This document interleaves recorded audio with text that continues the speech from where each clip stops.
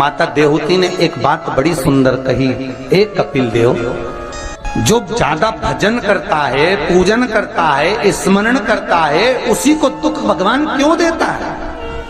पड़ोसन कभी मंदिर नहीं जाती, अगरबत्ती नहीं लगाती, कभी किसी को 1 रुपया दान नहीं करती, वो तो खूब फले फूले।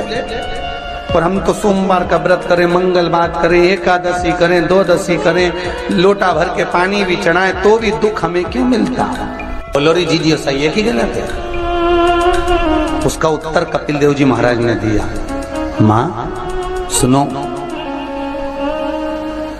जिस प्रश्न को आपने मुझसे करा, यही प्रश्न देवऋषि नारद ने भगवान विष्णु से करा था। यही प्रश्न भगवान विष्णु से देवऋषि नारद ने करा कि जो मंदिर जाए, देवालय जाए, पूजन करे, अर्चना करे, पाठ करे, स्मरण करे, दुख उसी को क्यों मिलता है? और जो कभी मंदिर नहीं जाए, भगवान का भजन नहीं करे, उसके यहाँ तो 4 चांद लग जाते, खूब लक्ष्मी भगवान देता।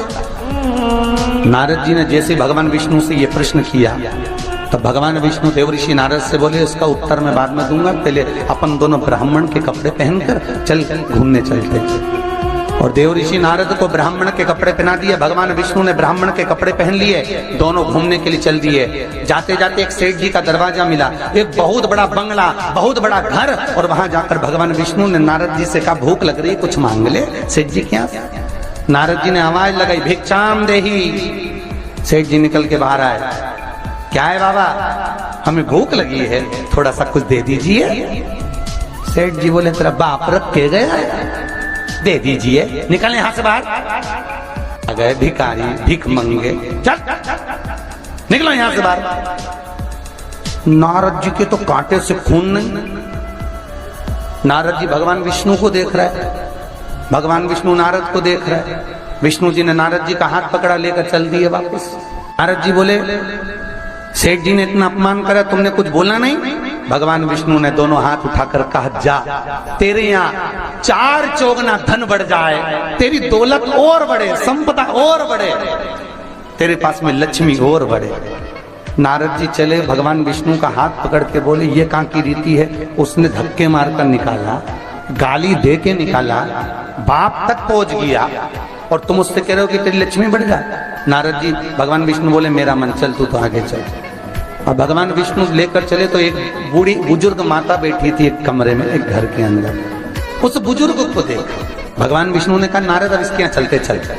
जाकर आवाज लगाई, माता जी भिक्षाम देई, हमें भूख लग रही है माता जी, कुछ दे दीजिए। माता जी बोली, देखो बाबा, मेरे घर में खाने का तो कुछ भी नहीं है, बस एक गाय है, उस गाय की मैं सेवा करती हूँ, दूध मिलता है, वही दूध रखा हुआ है, तुम दोनों अंदर आ जाओ। और 2 आसन लगा दिए माता जी ने, दोनों को बिठा दिया। माता जी दोनों के लिए दूध लेकर आई, दे दिए। भगवान विष्णु और नारद चले। नारद जी बोले, कितनी अच्छी माता है, बिठा के दूध पिलाया, पानी पिलाया, और बस सेठ जी ने धक्के मारकर निकाल दिया। भगवान आशीर्वाद दो इस बूढ़ी माता को। भगवान विष्णु ने दोनों हाथ उठाकर कहा, जा, तेरी गाय मर जाए। अब तो और कांटे से खून नहीं। भगवान देवऋषि नारद ने कहा, प्रभु तुम्हारा ये स्वरूप मुझे बहुत बुरा लगा। भगवान ने कहा, कौन सा स्वरूप? वो सेठ जी ने धक्के मारकर निकाला था, कहते हैं और लक्ष्मी बढ़े, और वो बेचारी गाय का दूध पिलाई और तुम कहते उसकी गाय मर जाए। हाँ। भगवान बोले, मेरा मन, तो तुमने ऐसा क्यों करा? भगवान बोले, नारद तू मेरी लीला नहीं समझता ना। नारद जी बोले, कभी समझूंगा भी नहीं, पहले बताओ ये क्यों हुआ, लीला जाने दो, मुझे तो ये बताओ।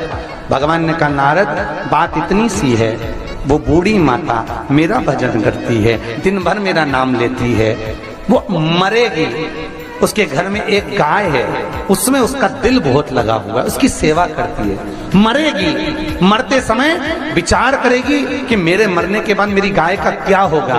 गाय की याद करते करते जब मरेगी तो उसको गाय की योनि मिल जाएगी, वो भगवान के पास नहीं आ पाएगी, विष्णु के पास नहीं आ पाएगी, इसलिए मैंने उसके मरने से पहले उसकी गाय को मार दी। नारद जी बोले, ये तो समझ में आ गया, पर अब ये बताओ कि वो सेठ जी को लक्ष्मी क्यों बढ़ाई?